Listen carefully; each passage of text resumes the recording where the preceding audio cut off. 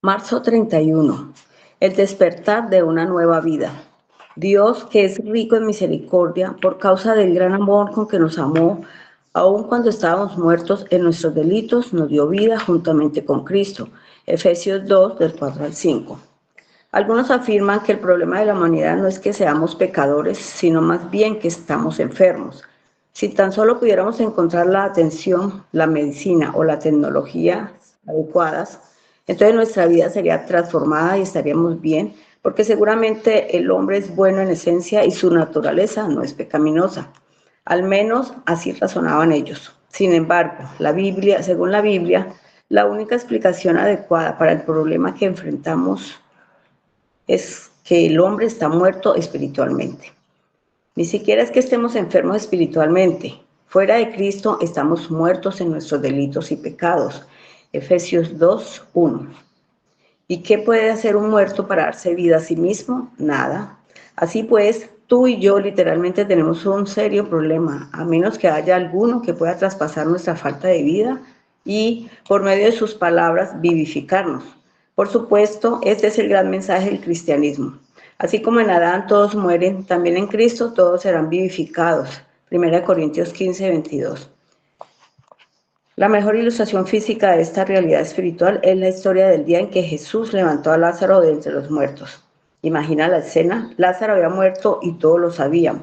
Llevaba enterrado 4 días. Sin embargo, Jesús se acercó a la tumba y, dirigiéndose al muerto, gritó con voz fuerte: Lázaro, sal fuera. Juan 11:43, y Lázaro salió. ¿Cómo obtuvo vida Lázaro? Como resultado de la voz de Dios, el único que puede hacer que los muertos espirituales oigan. Tal como Jesús dio vida al cadáver de Lázaro, también puede infundir vida a la condición espiritual de muerte del ser humano. En términos espirituales, somos cadáveres, tan muertos y en proceso de putrefacción como lo estuvo Lázaro en la tumba. Sin embargo, cuando Dios escoge hacerlo, Él pronuncia una palabra y nos da vida. El compositor lo expresa de esta manera: su nombre trae consuelo y paz, nos libra del temor, salud, aliento y gozo es, vida da al pecador. No debemos pensar demasiado de nosotros mismos. En nuestras propias fuerzas y sabiduría estamos muertos. Nunca podemos pensar demasiado de Jesús. Él y solo Él es la razón de nuestra vida. Tampoco debemos pensar poco del llamado de compartir su evangelio a los que están a nuestro alrededor, porque hemos recibido el gran privilegio de ser el medio por el cual Jesús llama a los muertos a salir de la tumba espiritual y a descubrir la vida eterna con Él. ¿A quién te está moviendo Él a hablarle hoy? Para profundizar Ezequiel 37. Amén.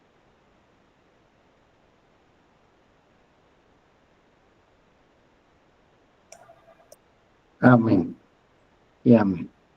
Bueno, mis hermanos, muy buenos días, Dios les bendiga. El despertar de una nueva vida. Todos sabemos de que es muy claro de que el hombre no es que tenga algunas cosas buenas, como dice la Escritura. La Escritura dice que el hombre está radicalmente dañado. Para radical significa desde la raíz. Es decir, que en nosotros no hay nada bueno, absolutamente nada bueno.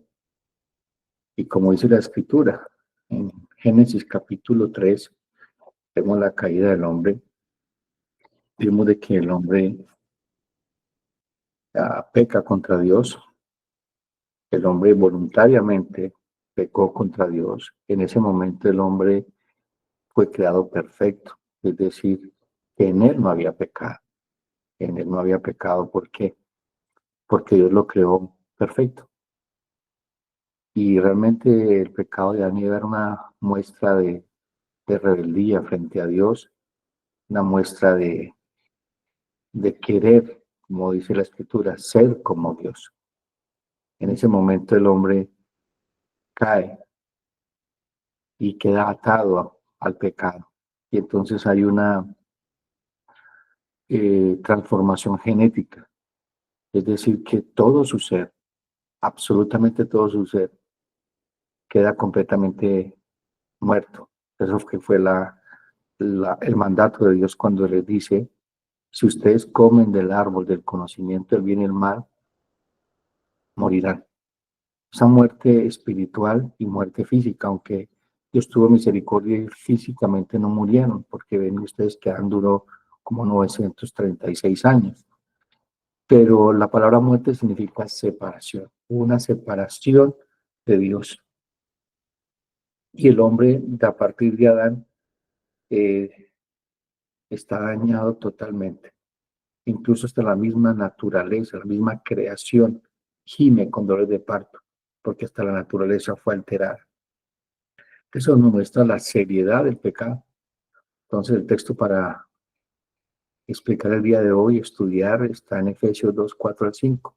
Dice, pero Dios, que es rico en misericordia, por su gran amor con que nos amó, aun estando nosotros muertos en pecados, nos dio vida juntamente con Cristo. Por gracia sois salvos. Esta palabra pero, ese pero de Dios es espectacular. El pero de Dios. Como dice Efesios, dice, y ustedes que estaban muertos en delitos y pecados, ajenos a la vida de Dios. Todos estamos totalmente separados, como decíamos inicialmente. No había poder humano que pudiera reconciliarnos con Dios. No había ninguna obra que pudiera acercarnos a Dios.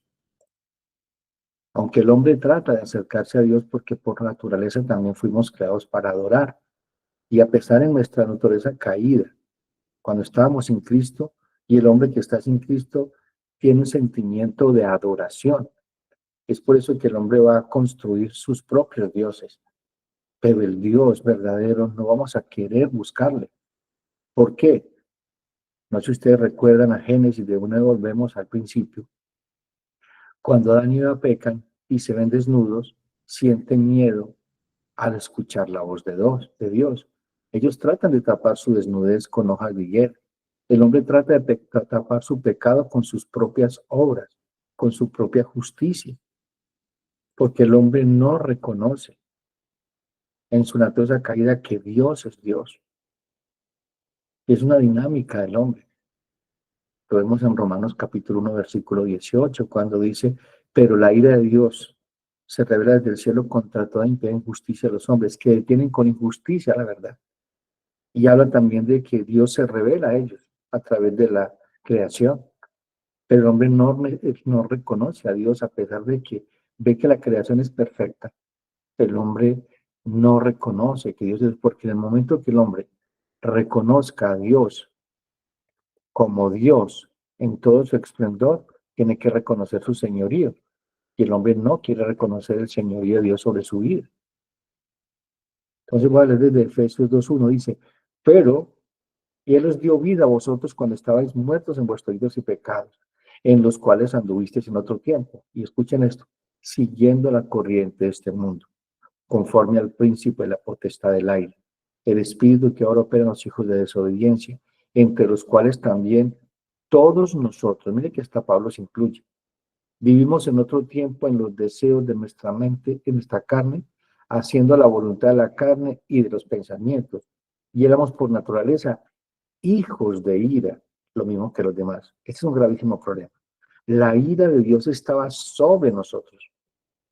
Es decir, que nosotros todos en Cristo estábamos bajo el día de la ira de Dios que vendrá sobre la tierra. Pues el problema más grande que nosotros teníamos ya fue solucionado. ¿Cuál fue? Que la paga del pecado es muerte, es decir, que Cristo murió por nosotros en la cruz. Entonces, Efesios 2, como dice la Escritura, forma parte de una carta maravillosa que escribe el apóstol Pablo a la iglesia de Éfeso. Esta era la iglesia más grande de Asia Menor, incluso de la iglesia de Éfeso se formaron otras iglesias alrededor, la iglesia de Tesalónica, Galacia. Son iglesias que fueron fundadas a partir del fundamento de esta iglesia. Entonces vemos que el hombre está muerto. Hay un texto por allá en Jeremías que dice, ¿podrá el etíope mudar su piel? ¿O podrá el leopardo quitarse las manchas? ¿Podrás vosotros hacer lo bueno estando acostumbrados a hacer lo malo? El hombre no puede hacer ninguna obra buena sin Cristo. Aunque parezcan buenas, humanamente hablando, el hombre delante de Dios sin Cristo es un hijo de ira. Es un hijo de ira. Y es un gravísimo problema. Hermanos, realmente lo que pasó en la cruz debe deslumbrarnos todos los días. Por eso que el apóstol Pablo dice que nos ocupemos de la salvación con temor y con temblor. ¿Por qué? Porque la ira de Dios está sobre el hombre. Pero Dios, ese es el que cambia la historia, es como una bisagra. Pero Dios indica un cambio radical. La salvación no depende, y eso es muy claro, hermano, la salvación no depende de ningún esfuerzo humano, sino de la iniciativa de Dios. Volvemos de nuevo a Génesis. ¿Quién fue el que buscó a Adán y a Eva? Fue Dios.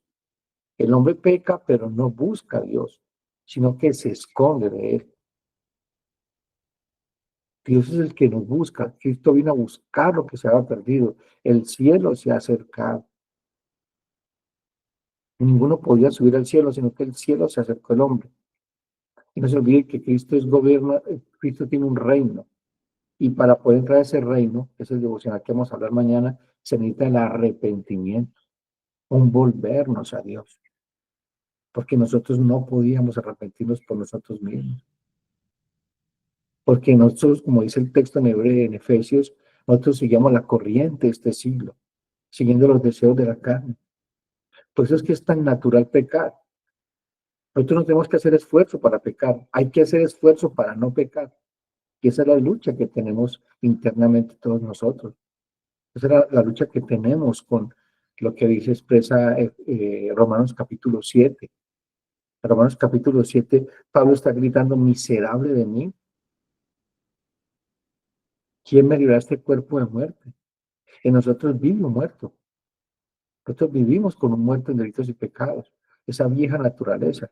Pero damos gracias a Dios que nos amó a pesar de la manera que nosotros vivíamos.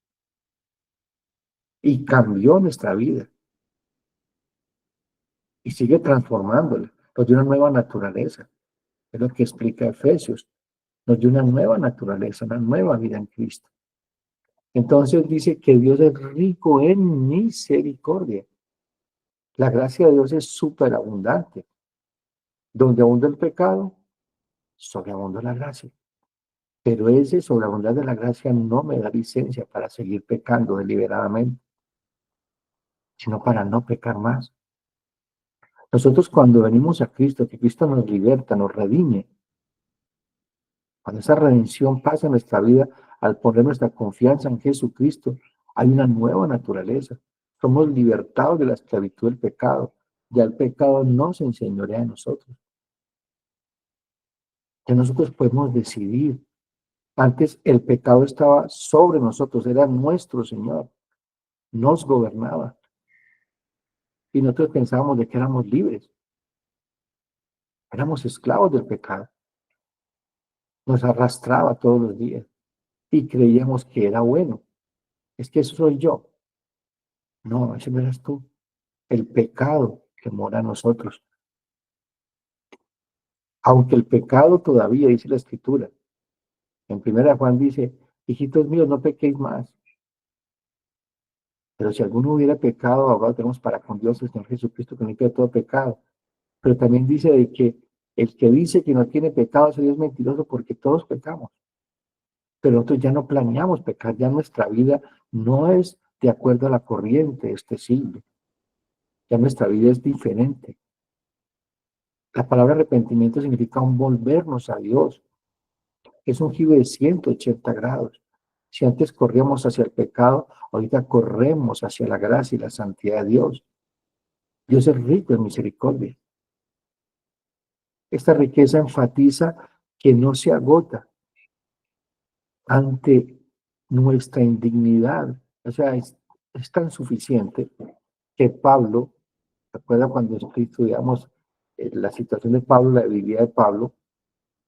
Dice que era un aguijón en la carne, un mensajero de Satanás que lo humillaba y que había orado 3 veces para que se lo quitara. ¿Y cuál fue la respuesta de Dios?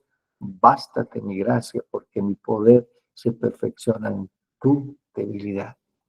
Está diciendo, mi gracia es tan superabundante que te mantiene firme a pesar de ti. Es que cuando Dios te libera, te perdona. Mire lo que dice Romanos 5:1. Justificados pues por la fe, tenemos paz para con Dios. Es decir, la deuda ha sido pagada. Ha sido totalmente pagada en la cruz de Cristo. Pecados presentes, pasados y futuros. Todo aquel que está en Cristo es una nueva criatura. Las cosas viejas pasaron. Todas son hechas nuevas. Somos una nueva creación. Delante de los ojos de Dios somos hijos de Dios, que no somos hijos de ira. Y eso es un don de Dios, es un regalo de Dios por medio de Jesucristo. Somos deudores de Dios. No es que Dios nos deba, como muchos piensan cuando hacen buenas obras. Como Dios, yo he hecho cosas buenas, entonces Dios va a ser bueno para conmigo. No, Dios es bueno. No porque yo haga cosas buenas, no, Él es bueno en su esencia. Los malos somos nosotros. Pero a pesar de que somos malos, Dios nos amó. Por su gran amor con que nos amó. Es un motivo de la acción de Dios. La motivación para Dios salvarte es su amor. El mismo Efesios, y vamos allá, el mismo Efesios capítulo 1 nos dice esto. Bendito sea el Dios y Padre nuestro Señor Jesucristo, que nos bendijo con toda bendición espiritual en lugares celestiales en Cristo, según nos escogió en Él, en Cristo, antes de la fundación del mundo, para que fuésemos santos y sin mancha delante de Él, en amor. Mire que fue la motivación, habiéndonos predestinado para ser adoptados hijos suyos por medio de Jesucristo, según el puro afecto de su voluntad, para alabanza de la gloria de su gracia, con la cual nos hizo aceptos en el amado. Dios nos escogió antes de la fundación del mundo, para que fuéramos sus hijos. Ese amor, ágape, incondicional y sacrificial. Escuchen esto, el amor de Dios es incondicional, no tiene condición. No es como nuestro amor pecaminoso que es condicionado. Amamos solamente cuando nos aman. Y amamos de una manera egoísta, pensando solamente en nosotros, ni en los demás. Dios no te ama porque tú le ames. La Escritura dice que Él nos amó a nosotros primero. Él fue quien tomó la iniciativa de buscarnos y nos sigue buscando. Y nos sigue buscando con su gracia y su misericordia. Su gracia nos persigue, su gracia nos enamora. Ese perfecto amor derramado en la cruz de Cristo es donde miremos la más grande expresión del amor de Dios. Acuérdense Juan 3:16, porque de tal manera, esa palabra de tal manera, de una manera tan sorprendente, porque de tal manera amó Dios al mundo que ha dado su único hijo. Dios entregó a su único hijo para ser sacrificado por ti y por mí. No sé si tú piensas todos los días en eso, pero debemos ser intencionales en pensar lo que Dios ha hecho por nosotros en la cruz y cómo nos ama incondicionalmente a pesar de nosotros. Esa palabra nos amó está en un verbo aoristo, señalando un amor demostrado históricamente en la cruz. Es un amor constante, es un amor que no se acaba, es una acción que todo el tiempo se ejecuta en nuestra vida. El amor de Dios no cambia, porque Dios es el mismo ayer, hoy, y siempre, pero su amor sí nos cambia. Compunge nuestros corazones, como dice el apóstol Pablo cuando dice, el amor de Cristo nos constriñe, nos impulsa a amarle con todas nuestras fuerzas, que es el primer mandamiento. Antes no podíamos amar a Dios de esa manera. Cuando dice, amarás al Señor tu Dios con todo tu corazón, con toda tu mente, con toda tu alma y con todas tus fuerzas. Ya lo podemos hacer. ¿Por qué? Porque el amor de Dios ha sido derramado en nuestros corazones por medio del Espíritu Santo. Mira lo que dice, derramar significa abundantemente, sin limitaciones. No tenemos excusa, amados hermanos, para no amar a nuestro Dios eterno de la manera correcta. No tienes excusa para amar a tu prójimo, porque ese es el resultado de amar a Dios, que podemos amar a nuestro prójimo correctamente. Y escuchen esto, amados hermanos, mucha gente dice, si usted no se ama a sí mismo, usted no tiene autoestima. No, eso no es. Porque es que Dios dice, Cristo dice, todo aquel que quiere ser mi discípulo, nieguese a sí mismo, tome su cruz y sígame. Es negación ese autoamor, esa valoración que le damos a la vida, es que el valor que tú tienes no lo doy yo, lo da Dios por medio de Jesucristo.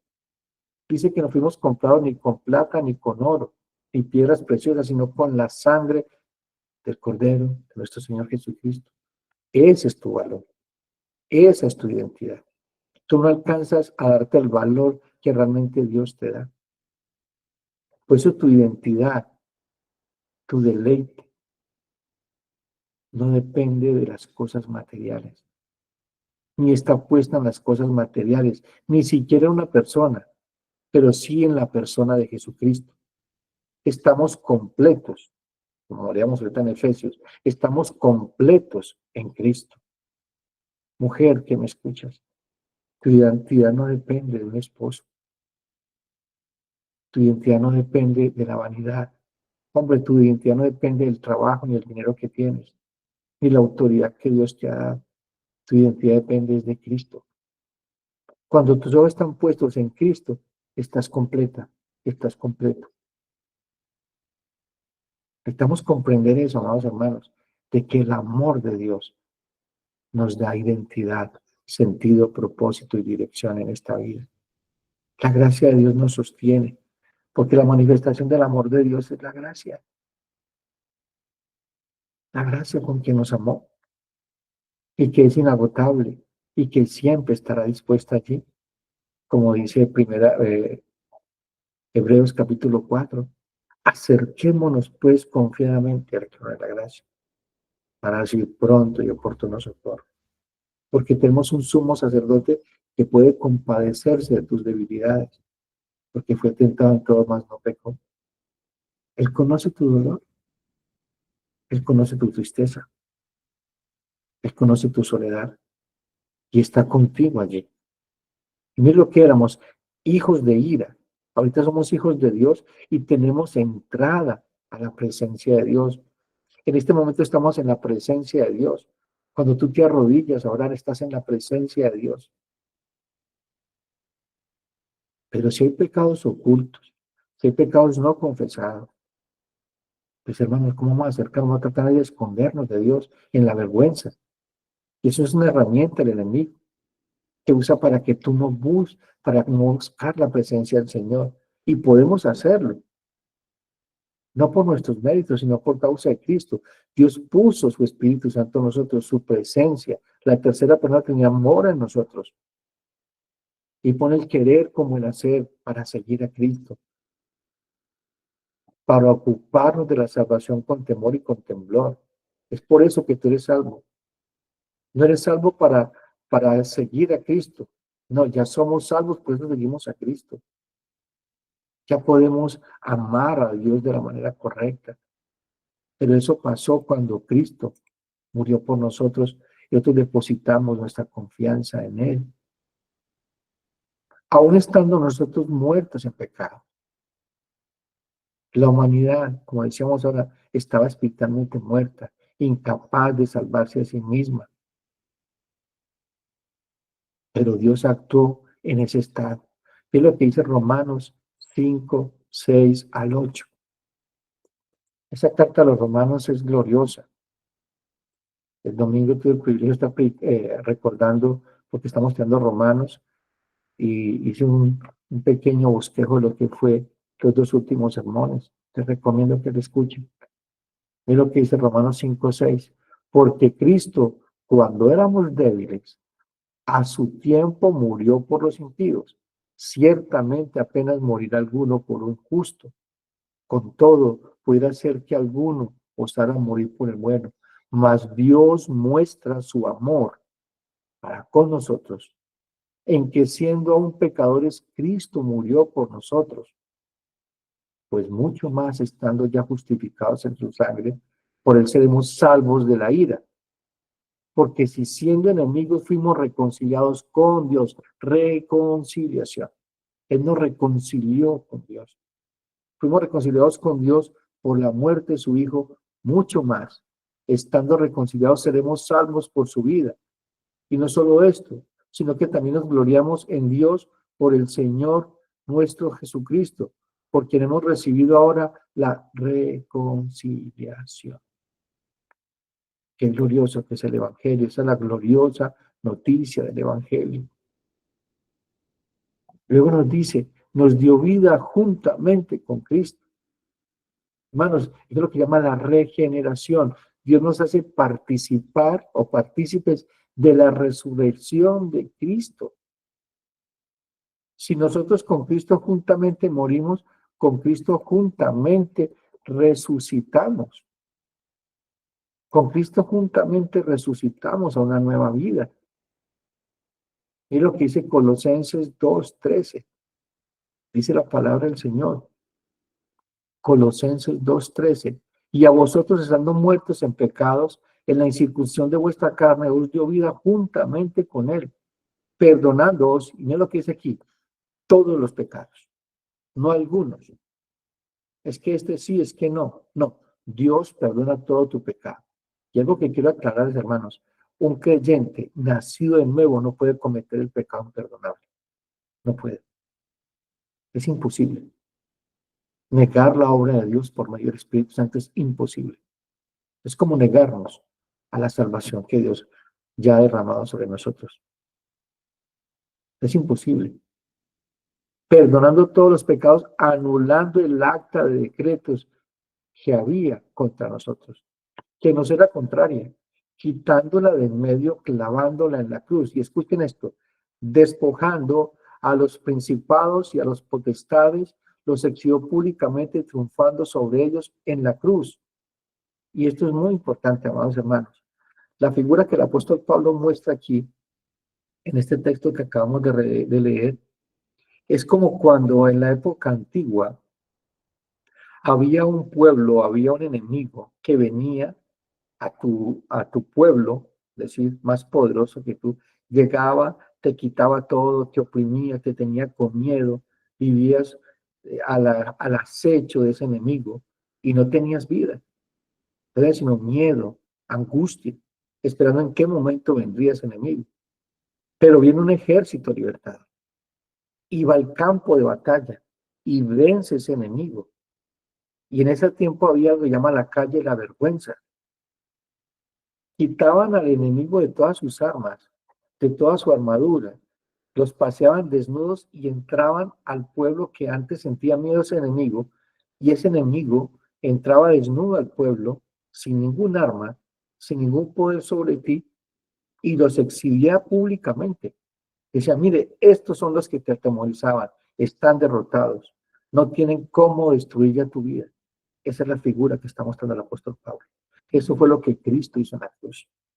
Despojó a tu enemigo de las armas que tenía contra ti, de los argumentos legales, esa acta de decreto que nos era contraria, fue clavada en la cruz. Por eso es que esa doctrina de las maldiciones generacionales no tiene relevancia, es decir, es una herejía, porque Cristo hizo maldito por nosotros. Todo lo que tú debías ya fue pagado en la cruz. Él está ahí, consumado es, todo ha sido hecho, todo ha sido pagado. Por eso somos más que vencedores. Por eso es que este estado, esta posición que tenemos ahora es de gran privilegio. Pues hemos ocupado de la salvación con temor y con temblor, porque Dios pone en vosotros el querer como el hacer. Eso debe ser para ti una maravillosa noticia, que debe llenarte de gozo y alegría todos los días. Por eso el apóstol Pablo dice, regocijaos en el Señor, regocijaos siempre. ¿Por qué? Porque estamos en Cristo. Y estar en Cristo, lo leímos ahora, nos permite estar en lugares celestiales y ser bendecido con toda bendición espiritual. Somos herederos de Dios, coherederos con Cristo, pero antes éramos, por naturaleza, hijos de ira. Hago una pregunta. ¿Cuántas veces tú piensas en esto que estamos enseñando el día de hoy? ¿Cuántas veces traes a tu mente la obra de redención que Cristo ha hecho por ti en la cruz? Pero realmente estamos pensando es en las cosas materiales. No tengo esto, necesito lo otro. Fuimos enredados en los afanes de la vida, persiguiendo las añadiduras, en vez de buscando primero el reino de Dios y su justicia, buscando la presencia del Señor, querer hacer su voluntad todo el tiempo. Esa es la dinámica de un verdadero creyente. Esa es tu dinámica todo el tiempo, regocijándote en el Señor. Que el problema más serio que tú tenías ya fue resuelto. Lo demás es una añadidura. Y eso trae a colación al Salmo 42. David está pasando por momentos difíciles en el Salmo 42. Está en un momento de depresión y angustia. Este hombre está en un momento de desesperación, como dice, como el ciervo brama por las corrientes de las aguas, así clama por ti, oh Dios, el alma mía. Mi alma tiene sed de Dios, del Dios vivo. Te hago una pregunta, ¿tu alma tiene sed de Dios, del Dios vivo? ¿O cuál es la sed que tiene tu alma? ¿Tienes la sed que tenía la mujer samaritana? De agua de corriente, de agua, de esa agua que ella creía que fluía de un manantial, o del agua que Cristo da. Cuando dice, si tú bebieres del agua que yo tengo, saltarían de ti manantiales de agua de vida eterna, es decir, de ti, mujer, saltaría vida para dar vida a otros. Y mira lo que dice, me acuerdo de estas cosas. Perdón, el 3 dice, fueron mis lágrimas, mi pan de día y de noche, mientras me dicen todos los días, ¿dónde está tu Dios? Tiene un problema bastante fuerte. Incluso los mismos enemigos le hacían mirar y decir, mira cómo está sufriendo. ¿Dónde está el Dios que usted ama? ¿Cuál es el Dios que usted dice que lo ama? Y luego dice, me acuerdo de estas cosas y derramo mi alma dentro de mí, de cómo yo fui con la multitud y la conduje hasta la casa de Dios entre voces de alegría y de alabanza del pueblo en fiesta. Y aquí llega la pregunta, ¿por qué te abates, oh alma mía, y te turbas dentro de mí? Haz una pregunta el día de hoy, amado hermano, amada hermana. ¿Por qué te abates, oh alma mía? ¿Qué es lo que abate tu alma? ¿Qué es lo que tiene tu vida en esta manera? Porque es que Dios ha hecho ya lo más grande por ti y hará lo más pequeño por ti. Como dice Romanos, si Dios ya te entregó a Jesucristo, ¿cómo no te dará con Él juntamente todas las cosas? ¿Hay un motivo más grande que la salvación de Dios que te robe la paz? Hermanos, Cristo dice, mi paz os dejo, mi paz os doy. La paz que yo te doy no es como la del mundo, es el shalom de Dios. Hay dos tipos de paz que ya los tenemos, vamos a recordarlo. Hay una paz con Dios. Justificados pues por la fe tenemos paz para con Dios por medio del Señor Jesucristo. Que somos declarados inocentes. Es un término legal, es decir, eres inocente. El enemigo no tiene argumento para acusarte, pero va a tratar de acusarte todos los días y usar la vergüenza y decir de que Dios no te puede perdonar lo que estás haciendo el día de hoy. Esa lucha que tienes con alguna área de tu vida. Ve a Cristo. Dile, ¿por qué abates, alma mía? Luego sigue la paz de Dios, ese shalom de Dios, esa seguridad y confianza de que estamos en sus manos, de que Él escucha nuestras oraciones por causa de Cristo y que interviene, porque es que Dios interviene en tu vida porque Él ha empezado una buena obra. Es Dios mismo que está involucrado en la buena obra. Y eso que tú estás viviendo, que estás pasando, está entre el propósito de Dios. Así que, ¿por qué te abates, oh alma mía, o te turbas dentro de mí? Y luego dice el salmista, ¿por qué te abates, oh alma mía? ¿Por qué te turbas dentro de mí? Y dice, espera en Dios. porque aún he de alabarle, salvación mía y Dios mío. Mire que este hombre está enfocado en Dios y su salvación. ¿Tú estás enfocada en Dios o en su salvación? ¿En lo que ya Cristo ha hecho por ti? ¿En qué estás enfocado tu vida? ¿Qué es lo que ocupa tu mente? Tu mente debe ocupar la salvación del Señor. El deseo y el anhelo de saber de que Dios te ama con amor eterno. Y por eso ha tenido de ti misericordia. Hermano, la vida nueva es posible solo en Cristo. Solo en Cristo. Nada más que en Cristo. Y lo que dice Gálatas. Y vayamos a Gálatas. Gálatas capítulo 2 dice así. Gálatas capítulo 2. Busco aquí en la Biblia. Gálatas capítulo 2, versículo 20. Dice, Gálatas 2:20. Leemos desde el 19. Porque yo por la ley soy muerto para la ley, a fin de vivir para Dios. Con Cristo estoy juntamente crucificado. Ya no vivo yo, mas Cristo vive en mí. Y lo que ahora vivo en la carne, es decir, ahora lo que vives en ti siendo esta persona, lo vivo en la fe del Hijo de Dios, en lo cual me amó y se entregó a sí mismo por mí. Hermanos, con Cristo estamos juntamente crucificados, es nuestra posición. Ya ese viejo hombre no existe. Hay unas conductas pecaminosas dejadas de ese viejo hombre, de ese enemigo que llevamos dentro. Y esa es la transformación. Cada día estamos desaprendiendo y aprendiendo. Todos los días. Y dice, por gracia sois salvos. Es el favor inmerecido. La salvación es un don de Dios, ya lo vimos en Efesios 2:8. No es un logro humano. Hermanos, esa gracia, sois salvos, enfatiza a una obra completa de Cristo. No en nuestras obras, no son tus obras. La salvación produce buenas obras. Dice la Escritura que fuimos creados en Cristo Jesús para buenas obras, las cuales Dios preparó de antemano para que anduviésemos en ellas. Y es la manera en que tenemos que estar viviendo nosotros, aguardando la esperanza del regreso de Cristo. Mira lo que dice Tito, capítulo 3. Tito, capítulo 3 dice, palabra fiel es esta. Y en estas cosas quiero que insistas con firmeza, para que los que creen en Dios procuren ocuparse en buenas obras. Estas buenas obras útiles a los hombres, pero evita las cuestiones necias y las genealogías. Está diciendo, ocúpate de tu salvación de la manera correcta. Ocúpate mientras que el Señor viene.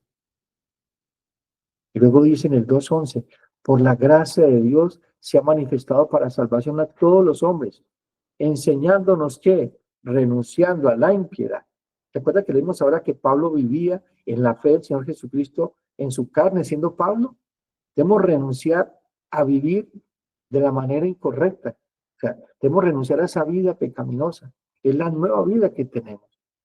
Si hemos resucitado con Cristo en su muerte y su resurrección, vivimos una nueva vida.